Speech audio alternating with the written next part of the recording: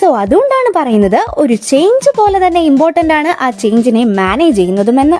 1942 capitalism, socialism and democracy എന്ന വർക്കിലൂടെ Joseph ഷംപീറ്റർ മുന്നോട്ട് വെച്ച ഐഡിയ ആണ് ക്രിയേറ്റീവ് ഡിസ്ട്രക്ഷൻ. സിമ്പിളായി പറഞ്ഞാൽ പ്രോഗ്രസ് ഉണ്ടാവുന്നത് പഴയ ഐഡിയാസും ടെക്നോളജീസും റീപ്ലേസ് ചെയ്ത് പുതിയത് വരുമ്പോഴാണ്. പഴയ ബിൽഡിംഗ് പൊളിച്ചു മാറ്റി പുതിയത് പണിയുന്നത് പോലെ. ഇവിടെ ബിൽഡിംഗ് പൊളിച്ചു മാറ്റുമ്പോൾ ടെമ്പററി ആയിട്ട് പലർക്കും അവരുടെ ഷെൽട്ടർ നഷ്ടമായേക്കാം. ബട്ട് പുതിയ ബിൽഡിംഗ് പണിഞ്ഞു കഴിയുമ്പോൾ അവർക്ക് ബെറ്റർ പ്ലേസ് കിട്ടുന്നു. ഈ തിയറി പറയുന്നതും ഇത് തന്നെയാണ്. ടെമ്പററി അൺഎംപ്ലോയ്മെന്റും ഡിസ്ട്രപ്ഷനും ഉണ്ടായാലും പിന്നീട് ബെറ്റർ ഓപ്പർച്യൂണിറ്റീസ് അവിടെ ക്രിയേറ്റ് ചെയ്യപ്പെടുന്നുണ്ട്. For example, DVD and streaming platforms. പണ്ട് മൂവീസോ സീരീസോ ഒക്കെ കാണാൻ വേണ്ടിയിട്ട് ആളുകൾ ഡിപ്പെൻഡ് ചെയ്തിരുന്നത് DVDസിനെ ആയിരുന്നു. എന്നാൽ ഇപ്പോൾ ഈ സ്ട്രീമിംഗ് പ്ലാറ്റ്ഫോംസ് ഒക്കെ വന്നപ്പോൾ വീട്ടിലിരുന്ന് തന്നെ ഈസി ആയിട്ട് കാണാം.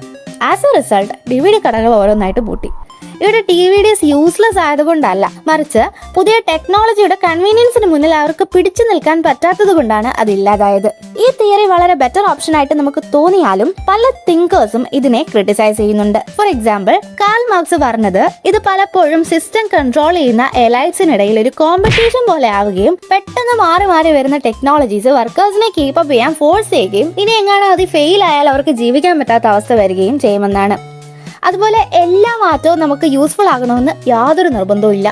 ഇത് എപ്പോഴും പോസിറ്റീവായിട്ട് റെപ്രസെന്റ് ചെയ്യുമ്പോൾ ആൾക്കാർക്ക് ഇതിന്റെ ഹാംഫുൾ ആയ കാര്യങ്ങളെയും നോർമൽ അല്ലെങ്കിൽ നെസസറി ആയിട്ട് കാണാൻ വേണ്ടി തോന്നും. അങ്ങനെ അവർ മാനിപ്പുലേറ്റഡ് ആവുകയും ചെയ്യും. ഇങ്ങനെയാണ് ഗ്രാംസിയും ഫൂക്കോയും ഇതിനെപ്പറ്റി പറയുന്നത്. അതായത് സ്ട്രീമിംഗ് പ്ലാറ്റ്ഫോംസ് എല്ലാ രീതിയിലും DVDയേക്കാൾ ബെറ്റർ ആണെന്ന് നമുക്ക് തോന്നും. പക്ഷേ DVD വാങ്ങിയാൽ ജസ്റ്റ് ലൈക്ക് എ ബുക്ക് അത് നമ്മുടെ സ്വന്തമാണ്. സ്ട്രീമിംഗിൽ ഓണർഷിപ്പ് ഇല്ല, വെറും ആക്സസ് മാത്രമേ നമുക്കുള്ളൂ. സബ്സ്ക്രിപ്ഷൻ തീരുമ്പോൾ ആക്സസ് പോയി. പ്ലാറ്റ്ഫോമിന് തോന്നിയാൽ കണ്ടന്റ് റിമൂവ് ചെയ്യാം. ഇന്റർനെറ്റ് ചാർജസ് വേറെ.